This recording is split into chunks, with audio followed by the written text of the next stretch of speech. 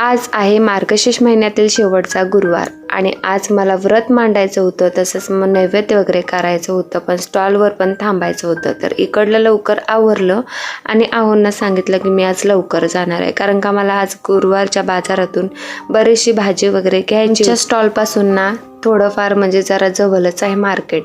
मग काय निघाली, आज रुद्र स्कूलमध्ये होता का, तर मी आज लवकरच आली होती मार्केटमध्ये. तर इथे ना दुकानं मांडत होती, बरेच जर गर्दी तर होतीच का, तर आज गुरुवार मार्गशीर्ष महिन्यातील शेवटचा गुरुवार असल्यामुळे बरीचशी गर्दी होतीच मार्केटमध्ये. आणि आमच्या मार्केटमध्ये ना सर्व काही फ्रेशच भेटतं बरं का. आणि फायनली सर्व घेऊन रिक्षाची वाट बघत बसली, तर रिक्षा इथे भरल्याशिवाय काही सुटत नाही, त्यामुळे थांबली होती. आणि फायनली रिक्षा सुटली बरं का तिथून. मग निघाली घरी, का तर घरी जाऊन मला पुढची कामेच दिसत होती.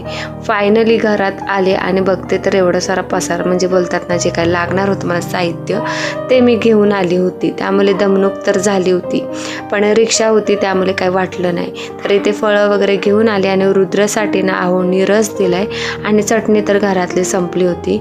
तर खरंच बोलतात ना विकतची आणि घरात केलेली यात फरक आहे, कारण का विकत आणलेलीला काही पुरवठा नाही. तर हे मात्र माझ्या बाबतीत खरं आहे बरं का. आणि कांदे तर मस्तच भेटले होते, एकदम वाळलेले होते व मागच्या वेळेस ना ओले होते, त्यामुळे जरा असं बोलतात ना कांदा चिरताना त्रास होतो, त्यामुळे आता आणताना चांगले आणले. मिरच्या वगैरे खरडा वगैरे करायला लागतं, त्यामुळे त्या पण घेऊन आले. आणि बरीचशी भाजी ना फ्रेशच भेटली होती आणि स्वस्त पण भेटली होती, त्यामुळे तर तुमच्या इकडे दर काय मटारचा वगैरे मला सांगा बरं का.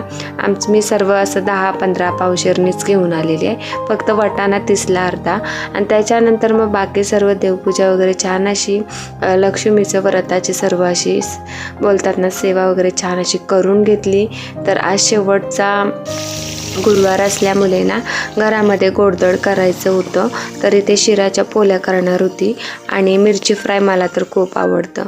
आणि बाकीची तयारी आमच्या सासूबाईंनी करून ठेवली होती, त्यामुळे मग मला काय आल्यानंतर थोडंफारच काम होतं, तर ते पण मी आवरून घेतलं. खरं तर खूप कंटाळा येतं, उपवास असल्यामुळे भूक तर लागली होती आणि बरेचसे कामं बोलतात ना जास्त काम म्हणजे जास्त चपात्या वगैरे मला करायच्या होत्या पोळ्या शिऱ्याच्या, त्यामुळे इथं अशी माझी अवस्था झाली बरं का.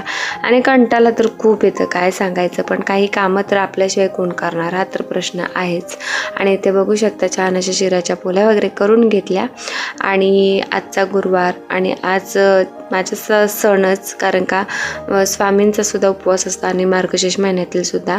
तर जे काही बोलतात ना वेडी वाकडी जी काही सेवा असेल ती माझ्या देवीने मला मान्य करून घ्यावी. आणि चला तर हा व्लॉग मी तेच एंड करते. आवडला असेल तर नक्की सबस्क्राईब करा बरं का.